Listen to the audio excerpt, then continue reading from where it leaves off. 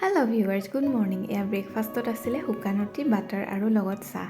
আৰু এওঁক মই অফিচত খাবলৈ 2টা কমলা বান্ধি দিলোঁ। এয়া এওঁ অফিচ যাবলৈ ৰেডি হ'ল আৰু ময়ো দুপৰীয়া ভাত বনাই থাকোঁতে এটা কমলা খাই ল'লোঁ।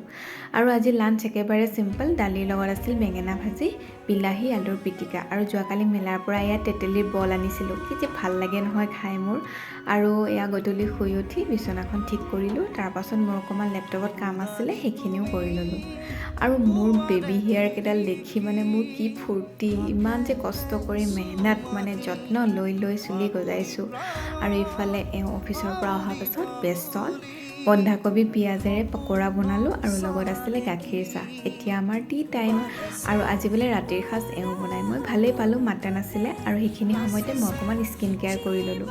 আৰু ভাত খাই উঠি এয়া মই মইশ্চাৰাইজাৰ, লিপ বাম আৰু আই ক্ৰীম লগাই একেবাৰে শুবলৈ ৰেডি আৰু। গুড নাইট, বাই।